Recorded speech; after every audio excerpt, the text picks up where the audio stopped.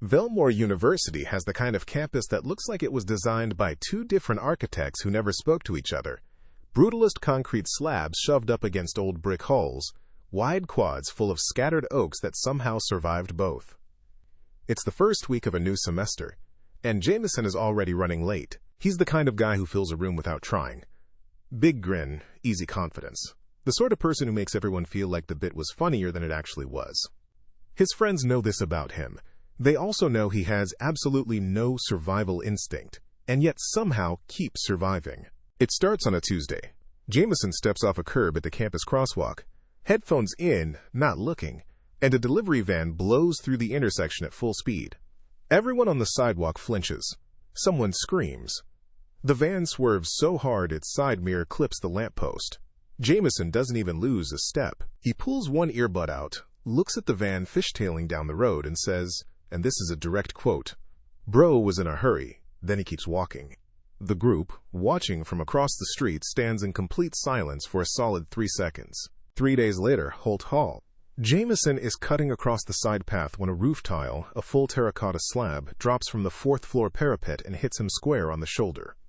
The crack of it is audible. The tile shatters into pieces.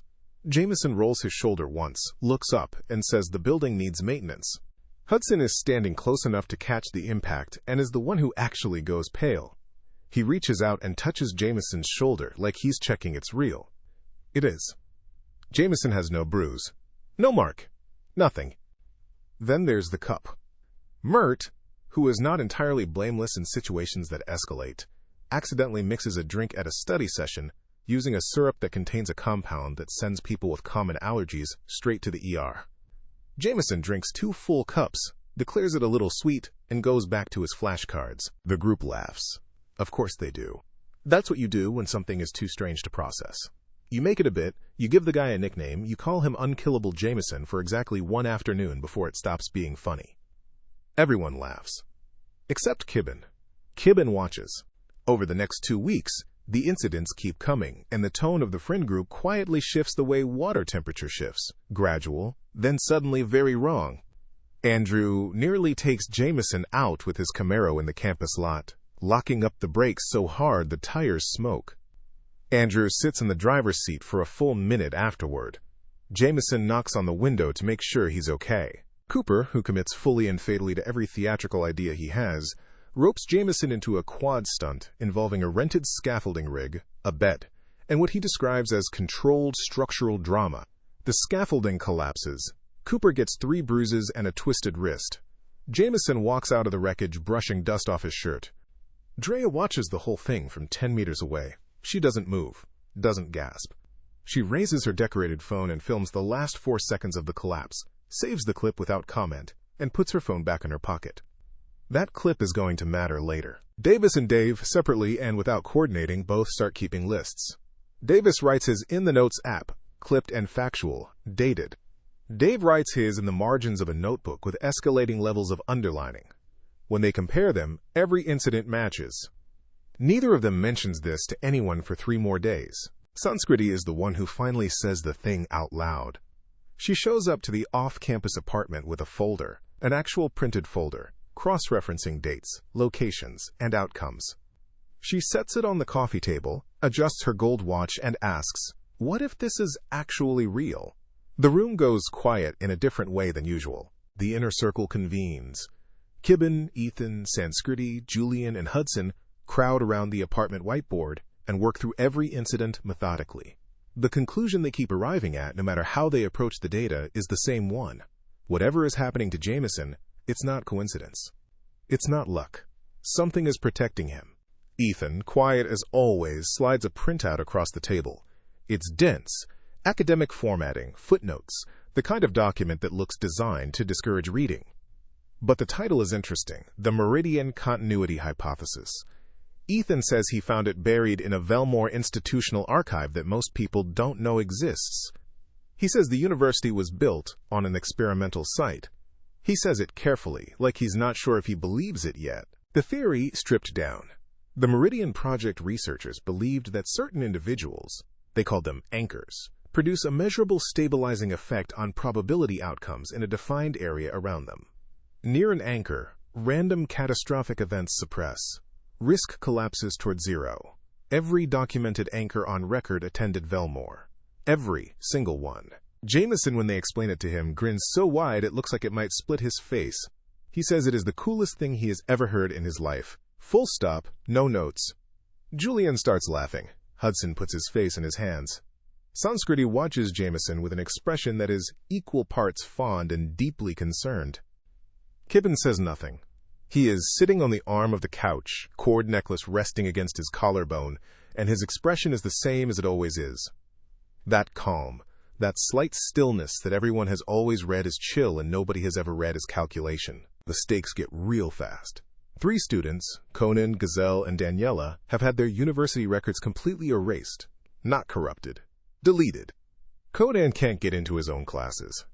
Gazelle's financial aid has no target to land on.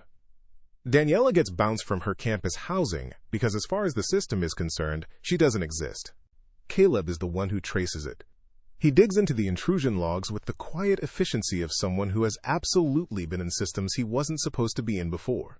Not saying that's the case, just noting it. And he finds the access point. The breaches are originating from the Meridian tunnels beneath campus. Drea, who has been sitting cross-legged on the floor through this entire meeting saying approximately nothing, finally speaks. She says if whoever is doing this knows about the tunnels, they know about the archive room. And if the archive room holds the original Meridian research, it's going to explain both why the records are being wiped and why Jameson keeps walking away from things that should kill him. The group splits. Sanskriti, Hudson, and Caleb stay above ground, working the digital angle from the apartment. Jameson, Kibben, Julian, Andrew, and Cooper take the descent. The Meridian tunnels are accessed through a utility panel behind the library loading dock, a fact that Kibben knows without needing to be told, which nobody notices at the time. The tunnels are bad. Cold, partially flooded, standing water up to the ankle in some stretches, and graffiti-tagged walls streaked with old rust and newer mold. The emergency strip lights flicker at irregular intervals, which does not help anyone's nerves. What does help nobody's nerves is the footprints. Fresh ones, pressed into the silt, heading deeper in. Cooper nearly gets turned into a Cooper-shaped pancake when a corroded pipe section gives way from the ceiling. Julian yanks him back by the collar just fast enough, and the pipe crashes into the water beside them with a sound that echoes for a full 10 seconds. Andrew, who twisted his ankle on a submerged step 3 minutes earlier, is leaning on the wall and wincing and also pretending not to wince. Julian finds the door to the archive room set into the far tunnel wall. Heavy steel, institutional, painted over so many times the hinges have almost no gap left. It's been relocked. From the inside. Julian tries it twice, then steps back. Kibben stares at it with an expression he controls just a half-second too late. Jameson. Not because he was asked, not because it makes any logical sense, but because that's just how Jameson operates, steps forward and puts his hand on the lock. There is a click. Clean, mechanical, like a key turning that isn't there. The door swings inward 2 inches on its own. The group stares at it. Then they stare at Jameson. Jameson stares at his own hand. He laughs. It comes out a little strained. He says, "Okay, that's new," and pushes the door open. Kibben watches the lock for a beat longer than everyone else. Then he follows. The archive room is exactly what you'd expect a secret from the 1970s to look like. Floor-to-ceiling metal shelving packed with yellowed file boxes and reel-to-reel tape cases. A single industrial bulb throwing flat light over everything. The smell of mildew and old paper so thick it coats the back of the throat. Decades of sealed research, just sitting here. They pull files. It takes time. But the picture that assembles itself across the table is undeniable. The Meridian Continuity Project was real. Fully funded. Results producing. It ran for 20 years and identified 11 anchors, all Velmore students, all documented. And then it was shut down and sealed, officially deemed pseudoscientific, in a way that smells less like academic review and more like someone getting scared of what they'd found. Julian is the one who finds the final sealed file, the most recent one, filed separately from the others in a box shoved to the back of the lowest shelf. It's dated 3 years ago. The paper inside is newer, the language sharper, the methodology updated. Someone picked up the research again. Someone wrote a new report. And at the bottom, it names a probable 12th anchor, a current Velmore student. Julian reads it. Then he looks up. The name is Jameson. Nobody in the room says anything for a long moment. Then Jameson, who has been reading over Julian's shoulder, straightens up slowly, rubs the back of his neck, and says, much more quietly than he usually says anything, "Huh." Back in the apartment, Sanskriti has been running the access log timestamps against something else. A simple question. Where was Jameson every time the system was breached? The answer is what she expected. He was always within 200 meters. The hacker wasn't just operating from the tunnels. The hacker was operating near Jameson. On purpose. That's when the shape of it becomes clear. Whoever did this understood the anchor theory. They understood that in Jameson's radius, probability suppresses, that risks collapse. And they used him like a shield. Sat close to him. Worked beside him. Let his probability field cover their tracks. This wasn't just someone exploiting a system. This was someone who had planned it. The plan forms fast. They put Jameson somewhere public, somewhere visible, and use that placement to run a trap. Draw whoever has been operating near him into the open, while Ethan and Hudson trace the live intrusion signal. Giselle, Davis, and Erica move through the tunnels as bait. Cooper creates a distraction on the quad. And Kibben, calm, reliable Kibben, volunteers to stay with Jameson on the rooftop. He insists on it quietly. Nobody argues. Night. Rooftop of Holt Hall. The city stretches out below in amber and gray lit windows stacked against a heavy overcast sky. Jameson is leaning against the chain-link safety fencing with his arms folded, looking at the skyline like it owes him something. Kibben stands a few feet away, hands in his pockets, cord necklace resting still against his collar. Below, the trap plays out. Cooper's distraction on the quad is, in true Cooper fashion, enormous. Erica's voice crackles through comms, confirming he has created a situation involving a shopping cart, a megaphone, and what she describes as an inexplicable fog machine. Davis and Giselle move through the tunnels. Drea monitors comms and films everything on her decorated phone from a campus stairwell, because of course she does. Ethan gets the lock on the intrusion signal. It leads to a laptop running autonomously in the tunnel. A dead drop rig, no operator present. Whoever set this up isn't sitting behind a keyboard somewhere. The laptop just needed to be within range of the right trigger. Hudson frowns at his screen. He says it's Bluetooth triggered. Passive. It didn't need Wi-Fi. It needed proximity. Sanskriti stares at the access logs for a long time. Then she pulls up something different.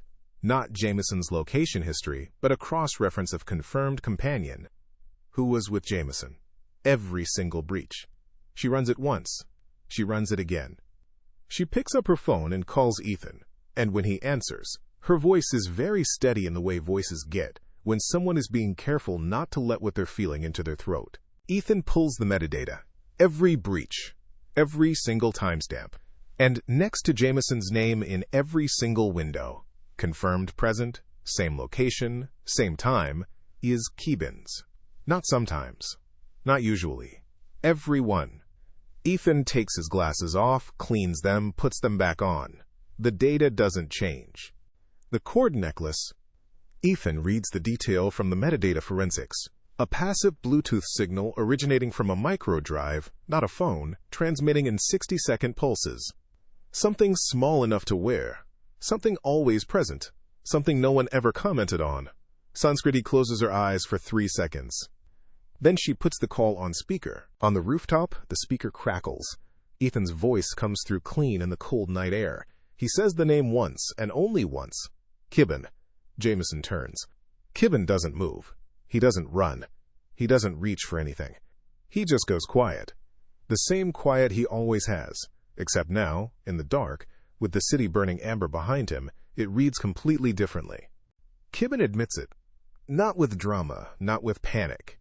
With that same level calm that has always been his whole personality, which now retroactively explains something about his whole personality. He says the research is real, and the university was going to bury it again, the same way they buried it in 1993. He says his sister spent a decade on a follow-up report that got filed in a sealed room and credited to nobody. He says someone had to do something. Then he looks at Jameson and says the part that is harder to explain away, that he does genuinely like him. That none of that was manufactured. That he picked Jameson for what the research said he was. and then found out he was also just this guy. The guy who called a near-death delivery van experience, bro was in a hurry. The guy who laughed when he read his own name in a sealed government-adjacent file. He says, "I'm sorry." He means it. That's the worst part. Jameson stands there.